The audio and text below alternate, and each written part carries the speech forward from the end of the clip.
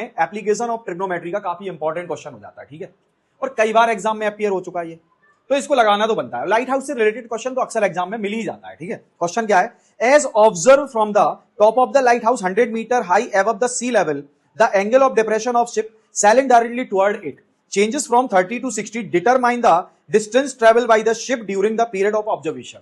तो बच्चों ये कह रहा है कि ये जो ऑब्जर्व करते टाइम, भाई जिस टाइम पे उसको ऑब्जर्व किया जा रहा था शिप को, उसने कितनी डिस्टेंस ट्रैवल की है। कहने का मतलब इसका जो डायग्राम होगा, पहले तो देखो एक शिप है, ठीक है, एक शिप है हमारे पास, इस शिप को एक लाइट हाउस से ऑब्जर्व किया जा रहा है जिसकी हाइट कितनी है 100 मीटर सी लेवल से। इसकी हाइट कितनी है बेटा 100 मीटर इस लाइट हाउस की। अब इस लाइट हाउस से इस शिप को ऑब्जर्व किया जा रहा है, ठीक है। तो कहां से, ऊपर से किया जा रहा है, तो एंगल ऑफ डिप्रेशन, जब भी हम किसी हाई वाले ऑब्जेक्ट से, ठीक है, किसी हाइट से किसी ऑब्जेक्ट को ऑब्जर्व करते हैं, तो वहां जो एंगल फॉर्म होगा वो कैसा होगा बच्चों, एंगल ऑफ डिप्रेशन। तो क्या होगा, ये जो होगी लाइन ऑफ साइट जो होगी कुछ ऐसे बनेगी, ठीक है बच्चों, ये बात आ गई होगी समझ में। तो ये पहले क्या थी 30 डिग्री, पहले क्या थी 30 डिग्री थी, पहले थी ये 30 डिग्री, ठीक है। आफ्टर सम टाइम इसका जो एंगल है ना 30 से 60 में चेंज हो जाता है थोड़ी देर बाद। भाई जब ये ट्रैवल करेगा तो कुछ ना कुछ टाइम तो लगेगा, उस टाइम के दौरान इसका जो एंगल है ना, एंगल ऑफ डिप्रेशन, वो 30 से हो जाता है 60। कितने डिग्री हो जाता है बच्चों, 60 डिग्री में चेंज हो जाता है। पहले 100 मीटर था और 30 डिग्री एंगल था, ठीक है। इसकी हाइट 100 मीटर थी और एंगल कितना था 30 डिग्री। थोड़ी ही देर बाद ये एंगल कितने में चेंज हो गया, 60 डिग्री में। तो यहां पर जो एंगल होगा ये भी हमारा 60 डिग्री होगा। कुछ डायग्राम हमारा ऐसा बनेगा, ठीक है।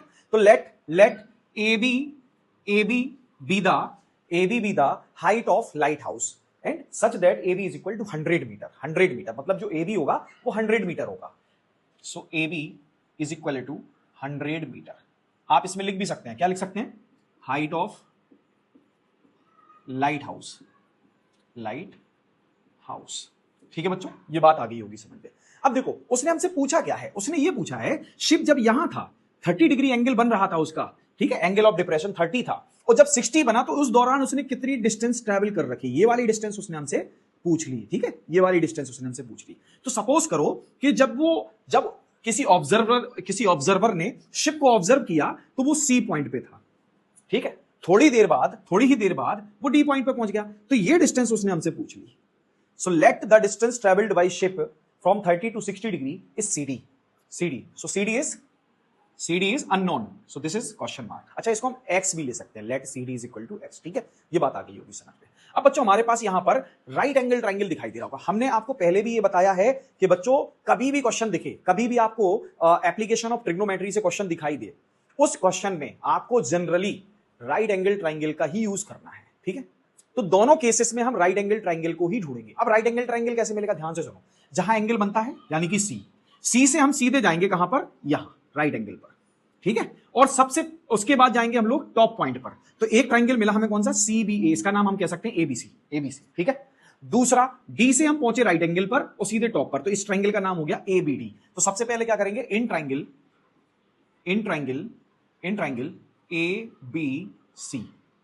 अब बच्चों देखो ये क्या है, परपेंडिकुलर, और ये जो CD है ना, ये पार्ट किसका है, बेस का है। तो जनरली हमें फाइंड तो बेस का ही एक हिस्सा करना है ना, बेस का ही तो एक हिस्सा फाइंड करना है। तो इसके लिए हम क्या फाइंड करें, अगर हम ध्यान से सुनना, अगर हम BC फाइंड कर ले और उस BC से BD सेपरेट कर दें तो क्या मुझे CD मिल जाएगा, CD मिल जाएगा ना। तो हमें BC फाइंड करने के लिए या CD फाइंड करने के लिए मुझे BC फाइंड करना पड़ेगा, BC निकालना पड़ेगा ना। अब जो भी हो BC तो फाइंड करना पड़ेगा। तो इसके लिए क्या करेंगे, 10 यानी कि परपेंडिकुलर और बेस के बीच का रेशियो लेंगे, 10/30 इक्वल AB अपॉन BC।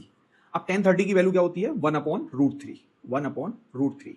अब AB कितना बच्चों 100, BC हमको पता नहीं, एग्जैक्टली नहीं पता है, ठीक है। सो BC इज इक्वल टू आ जाएगा आपका 100√3 मीटर, ओके। ये बन गई फर्स्ट इक्वेशन। अब क्या है हमारे पास, सेकंड ट्रायंगल जो है वो है ABD। So in triangle ABD 10। अब यहां भी तो हमारे पास क्या है, देखो हमें निकाला BC, ठीक है, और BC का ही एक पार्ट क्या है BD, तो ये भी तो एक बेस है भाई, हमको तो BC से BD सेपरेट करना होगा तभी तो CD मिलेगा। तो BD तो निकालना ही पड़ेगा ना, BD इज बेस।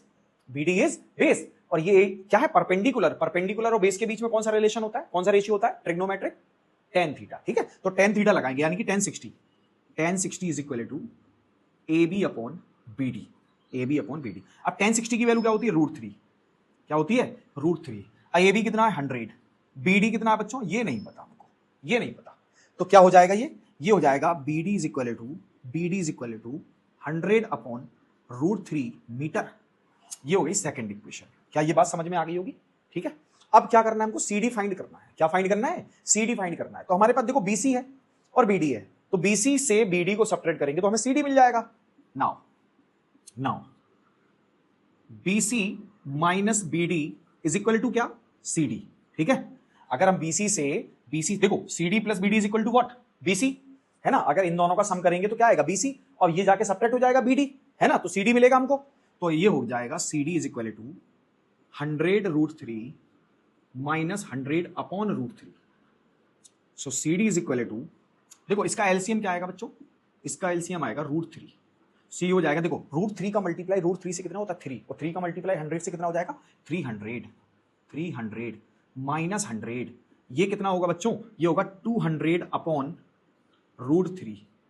अब रेशनलाइजेशन तो सभी जानते होंगे, कि अगर हम इसका डेनोमिनेटर रेशनलाइज करना चाहें तो √3 का मल्टीप्लाई न्यूमरेटर और डेनोमिनेटर दोनों में कराना पड़ेगा। तो क्या कर दूं बच्चों, इसमें √3 का मल्टीप्लाई न्यूमरेटर और √3 का मल्टीप्लाई डेनोमिनेटर से करा देते हैं। तो इससे हमें क्या मिलेगा, इससे हमको मिल जाएगा 200 अपॉन 3 या 200√3 upon 3 metre. This is the final answer. तो समझ में तो आ गया होगा। ठीक है, अगर बच्चों आपको ये क्वेश्चन समझ में आया तो वीडियो को लाइक करें, चैनल को सब्सक्राइब करें और साथ ही साथ बेल आइकन को जरूर दबा दें, ताकि बच्चों आने वाला वीडियो आपको तुरंत मिले। Thank you.